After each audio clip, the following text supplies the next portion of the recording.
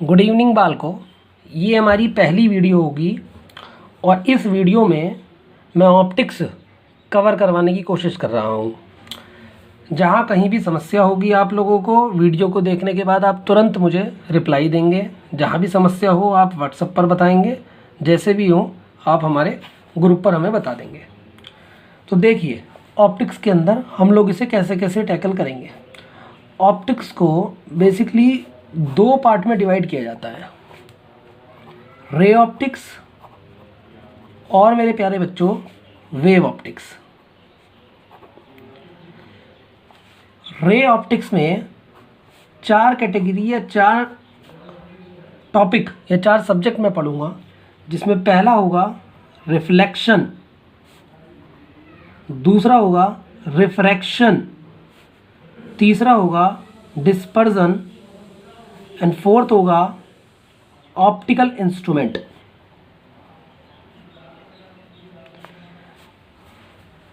बच्चों, wave optics को भी मैं चार कैटेगरी में डिवाइड करूंगा। पहला होगा हाइजन प्रिंसिपल से base theory, Huygens principle theory. Number दो होगा इंटरफेरेंस, नंबर तीन होगा डिफ्रैक्शन और नंबर चार होगा पोलराइजेशन। बच्चे, सबसे पहले मैं आप लोगों को बताऊं कि ऑप्टिक्स जो हमने वर्ड रखा, फिजिक्स की वो ब्रांच जिसके अंदर मैं रे की या किसी ऑप्टिकल इंस्ट्रूमेंट की, लाइट की स्टडी करता हूं, वो ब्रांच फिजिक्स की ऑप्टिक्स के अंदर कहलाती है। अब एक वर्ड आता है यहाँ लाइट, बार बार यहाँ जिक्र आएगा लाइट का, तो मैं थोड़ी सा आप लोगों को लाइट के बारे में सिनेरियो देता हूँ। लाइट क्या चीज़ है? लाइट एक non mechanical form of energy है। Non mechanical form of energy, मैंने एक वर्ड यूज़ किया नॉन। नॉन क्यों कहा, इसका कारण बताएंगे अभी। Non mechanical form of energy क्योंकि एक्चुअल में क्या है कि लाइट को ट्रैवल करने के लिए किसी मीडियम की आवश्यकता नहीं होती। It requires no medium for propagation, due to which we have sensation of the vision. Light always travel in a straight line and its speed is very high. In vacuum, light travel with a speed of 3 into 10 to the power 8 metre पर second. I hope तुमने ये सब कुछ सुन रखा होगा कि जो light की स्पीड है वो 3 into 8 मीटर पर सेकेंड है। लाइट को चलने के लिए किसी मीडियम की आवश्यकता नहीं पड़ती, नो मीडियम रिक्वायर्ड। इसलिए लाइट एक नॉन मैकेनिकल वेव है, ईएम वेव्स है, इलेक्ट्रोमैग्नेटिक वेव्स है। दूसरी चीज़, रे ऑप्टिक्स के अंदर हम लोग जितनी भी बात पढ़ेंगे, the light wave can be consider to travel from one point to another. एक लाइट वेव एक पॉइंट से दूसरे पॉइंट पर ट्रैवल करती है along a straight line joining them. The path is called a ray of light. हम इसे क्या कहते हैं? रे ऑफ लाइट का पाथ कहते हैं। और जो ये बंडल बन जाता है रे का, जो ये बीम ऑफ लाइट कन्वे करता है, रे कई सारी जब कंबाइन हो जाती हैं तो उसे बोलते हैं बंडल, और वो बंडल को बोलते हैं हम लोग बीम, की लाइट की बीम जा रही है। हम लोग जो ब्रांच जिसके अंदर हम स्टडी करते हैं लाइट की, उसे ऑप्टिक्स कहते हैं। और ब्रॉडली हम लोगों ने ऑप्टिक्स को अपना जो डिवाइड कर रखा है वो दो टाइप से मैं यहाँ कर रखा है, रे ऑप्टिक्स और वेव ऑप्टिक्स। रे के अंदर ये चार टॉपिक हम लोगों को रीड करने होंगे और वेव के अंदर बच्चे ये वाले चार टॉपिक हम लोगों को रीड करने होंगे। सबसे पहले मैं आप लोगों को सबसे पहले टॉपिक से शुरुआत करता हूँ मेरे प्यारे बच्चों, रिफ्लेक्शन। निश्चित रूप से आपको इसमें मज़ा आने वाला है, आप बहुत ध्यान से इसे देखेंगे। रिफ्लेक्शन टॉपिक क्या है? रिफ्लेक्शन में आप लोगों को पता होगा कि रिफ्लेक्शन होता है the phenomena of change in path, the phenomena of change in path of light without any change in medium. ध्यान से बेटा, यहाँ जो चेंज होगा वो लाइट का पाथ होगा, मीडियम चेंज नहीं होगा। Without any change in the medium, medium में कोई चेंज नहीं आएगा, तो बेटा इसे बोलते हैं हम लोग रिफ्लेक्शन। डेफिनेशन की अगर मैं बात करता हूँ एक और इसकी, तो एक और डेफिनेशन है द रिटर्निंग। एक काम और करना मेरे प्यारे बच्चों, एक कॉपी पेन लेके नोट्स जरूर बनाने हैं प्रॉपरली आप लोगों को। The returning back of light, the returning back of light in the same medium, in the same medium from which it has come after striking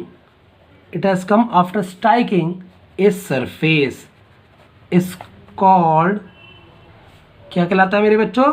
reflection of light. मैं समझता हूँ कि शायद आप लोगों को ये चीज़ समझ में आ रही होगी कि रिफ्लेक्शन ऑफ लाइट किसे कहते हैं। मैं इसे यहाँ कन्वे कर रहा हूँ, इस चीज़ को, रिफ्लेक्शन ऑफ लाइट को देखेंगे भी। यहाँ मैं एक यहाँ डायग्राम बना रहा हूँ आपके सामने, देखिए जरा ढंग से देखना मेरे लाल। यहाँ ये एक सरफेस है, ये एक ऐसी सरफेस है जो पॉलिश है।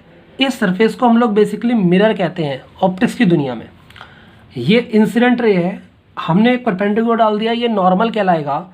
इंसिडेंट रे नॉर्मल से जो एंगल बनाती है उसे एंगल ऑफ इंसिडेंस कहते हैं। मैं इस पर लिख भी रहा हूँ इंसिडेंट रे। रूल ये कहता है कि ये जितने एंगल से आती है उतने ही एंगल से ये बैक हो जाती है, ये आर होगा मेरे लाल। ये वाला जो रे होगी, इस रे को बोलते हैं रिफ्लेक्टेड रे, और इस एंगल को बोलते हैं नॉर्मल से जो इसने बनाया है मेरे बच्चों, इसे बोलते हैं आर। यहाँ हमारे सामने लॉ आते हैं रिफ्लेक्शन के, दो लॉ आएंगे।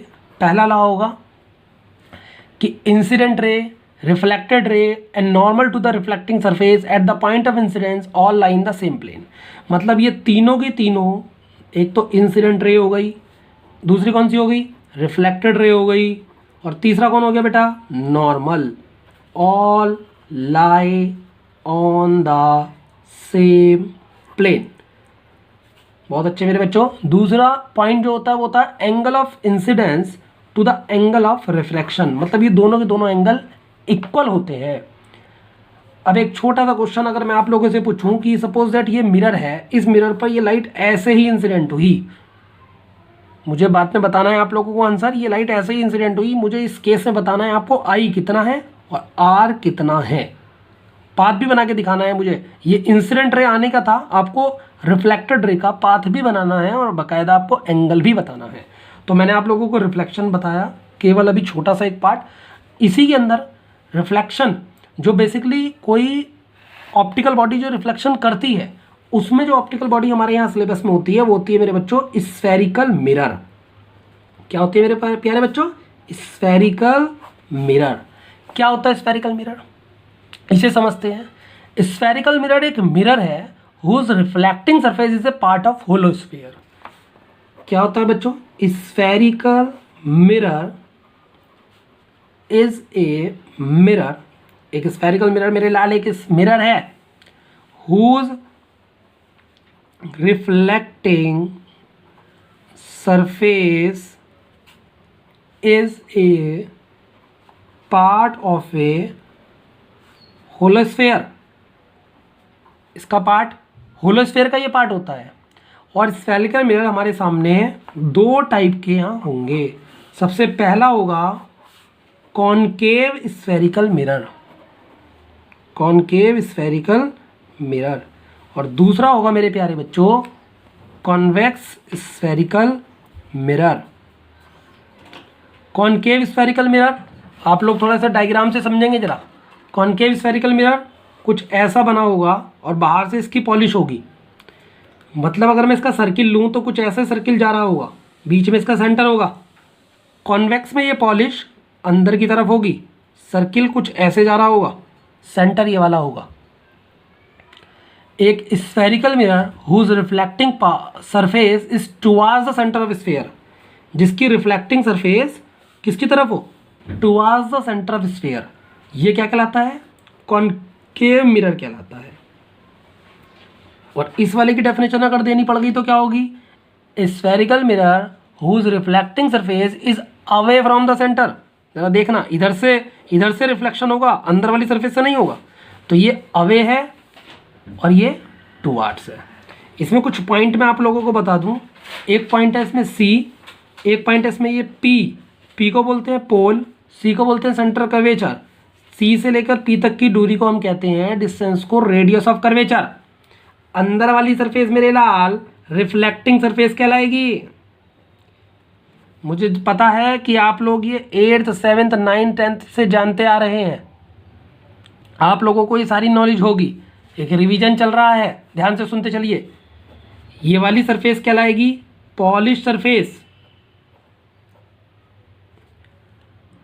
सी से पी तक की जो डिस्टेंस है इसे बोलते हैं रेडियस ऑफ कर्वेचर। इसके बाद एक अगला पॉइंट आता है साइन कन्वेंशन, समझेंगे साइन कन्वेंशन थ्योरी क्या है, क्योंकि इसके बिना एक न्यूमेरिकल सॉल्व नहीं होता कि साइन कन्वेंशन क्या क्या थ्योरी है। सपोज दैट ये एक कॉनकेव मिरर है और इस कॉनकेव मिरर का ये वाला जो पॉइंट होता है इसे बोलते हैं पोल, इस वाले पॉइंट को बोलते हैं सी से पी तक को मिलाने वाली जो एक्सिस होती है उसे बोलते हैं प्रिंसिपल एक्सिस। क्या बोलते हैं उसे? Principal axis. सेंटर कर्वेचर से पोल को मिलाने वाली लाइन प्रिंसिपल एक्सिस कहलाती है। अब सुनिए पहला पॉइंट, यदि हम लाइट की डायरेक्शन में जा रहे हैं, लाइट की डायरेक्शन में, ध्यान से, लाइट ऐसे जा रही है और आप भी ऐसे जा रहे हैं, तो आपको डिस्टेंस पॉजिटिव लेनी है। सपोज लाइट ऐसे जा रही है, आप ऐसे मेजर कर रहे हैं, तो आपको माइनस लेना होगा। पहला पॉइंट आप ध्यान से समझिए कि डिस्टेंस, अगर आप लाइट की डायरेक्शन में जा रहे हैं, the distance is measured in the direction of incident light are taken positive and opposite to the direction of incident light as negative. पहला पॉइंट है ये। दूसरा point, all the distance are measured from the pole, सारी की सारी distance पोल से major होंगी। ये अगर लेंस की कंडीशन होगी तो लेंस में ऑप्टिकल सेंटर से मेजर होती है, लेकिन चूंकि हमारी कंडीशन यहाँ मिरर है तो मिरर में कहाँ से मेजर होती है? पोल से। गुड। तीसरा पॉइंट, प्रिंसिपल एक्सिस के ऊपर अगर कोई चीज़ हाइट नापनी है तो प्लस, प्रिंसिपल एक्सिस के नीचे अगर हाइट नापनी है तो माइनस। इंग्लिश में क्या बन गई? The height measured upward with respect to x axis and normal to the principal axis of the mirror और lens are taken as positive and the height measured downward are taken as negative. तो फिर सुन लो, 3 point है। पहला point, all the distance should be measured from the pole. Second point, light की direction में अगर हम डायरेक्शन मेजर कर रहे हैं तो पॉजिटिव, लाइट के अपोजिट जा रहे हैं तो निगेटिव। तीसरा पॉइंट और अंतिम पॉइंट, प्रिंसिपल एक्सिस के ऊपर अगर हम कोई हाइट मेजर कर रहे हैं तो पॉजिटिव, प्रिंसिपल एक्सिस के नीचे अगर कोई हाइट मेजर कर रहे हैं तो निगेटिव। ये पार्ट 1 था मेरे प्यारे बच्चों। अगले पार्ट में आप जानेंगे फोकल लेंथ के बारे में, स्फेरिकल मिरर की, और उस स्फेरिकल मिरर की फोकल लेंथ के जानने के बाद आप लोग एक रिलेशन जानते होंगे फोकल लेंथ और रेडियस ऑफ कर्वेचर में, F बराबर R/2। और चैप्टर का सबसे इंपॉर्टेंट क्वेश्चन बन जाता है यहाँ मिरर फार्मूला, जो कि आप लोगों को पता होगा 1/u + 1/v = 1/f आपके सम्मुख आता है, जिस पर न्यूमेरिकल हमारे सामने अक्सर देखने के लिए आते हैं। अगले पार्ट में जानेंगे। बाकी के लिए बेस्ट ऑफ लक।